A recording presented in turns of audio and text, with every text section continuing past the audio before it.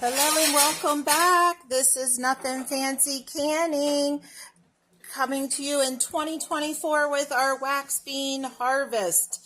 Here it is. We did wax beans this year. In another video I told you about, we try to plant 2 years worth of our beans so that we're only canning one type of bean each year, but in quantity.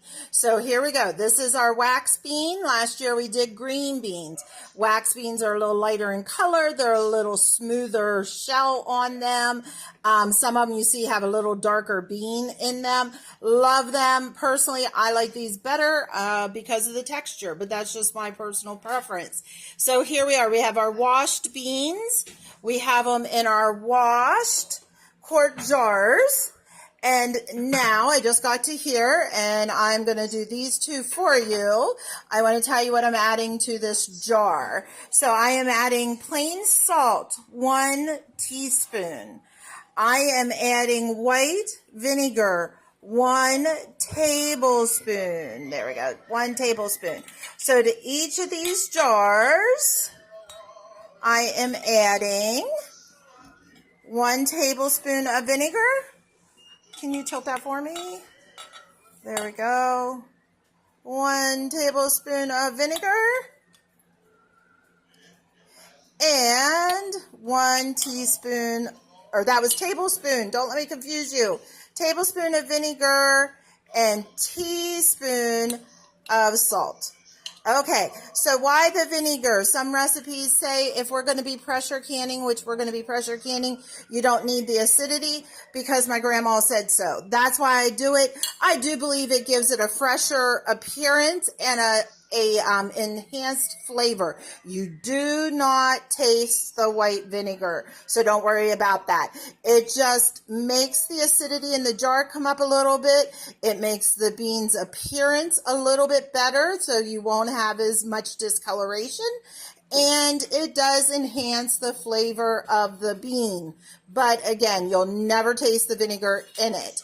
The salt, that's totally up to you. You can decrease it, but most recipes call for salt, even if you are pressure canning, because you want to enhance the flavor and keep the beans in a nice appearance. And again, I keep these for 2 years.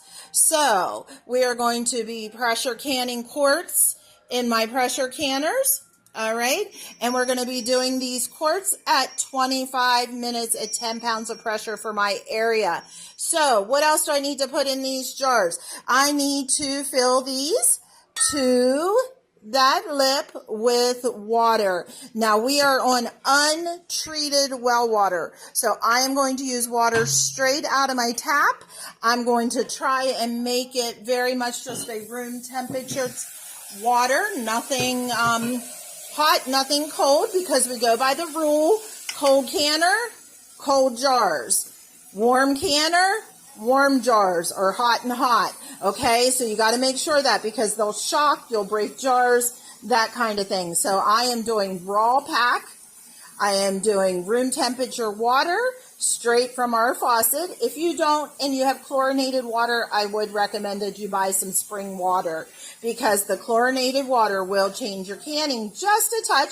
Some people don't mind. I personally, because we have an untreated well, we've been here a very long time, 30 years, we use it for everything. So we're going to fill that up.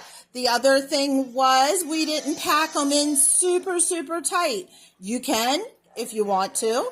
I don't. I leave a little breathing room. I like the juice on it. Okay. And then you can, as you can see, he filled it to right there. My thing is I tap on my jar. I've showed you guys that before. I rock and I tap each jar to debubble. Some people like to take something, let's take a spoon here, and they like to go in and press and remove all their bubbles. I find my tapping and shaking to make sure, that's usually what you'll hear in my kitchen, to make sure the bubbles are out of the jar. That's what I do. So it is totally up to you. And you can see after tapping and shaking, the water went down some. So he's going to bring that right back up to here. Don't overfill your jars, everyone. Keep your beans in your water. Keep your water below that. When you're pressure canning, there's something called siphoning, and siphoning will happen, and especially if your jars are over full. So we're going to get these all prepped. Again, we're going to wipe that ring. There's no fat in this, so I'm just going to use a plain wet paper towel. Wipe the ring. You can't skip that. You could have a grain of salt. You could have a little bit of oil from your dishwater when you wash these up. Definitely take time to wipe that with your wet paper towel. We're going to wipe that, put on our flats, and put on our rings. Remember how I taught you the rings go on as a finger tight. When that ring goes on the jar and the jar spins on the counter, that's finger tight. Don't go any tighter than that for your pressure canners. I'll be back as we're getting them in and getting them back out. Well, here they are and out of the canner. So these are our wax beans for 2024 and 2025. 25 minutes, 10 pounds of pressure in our pressure canners.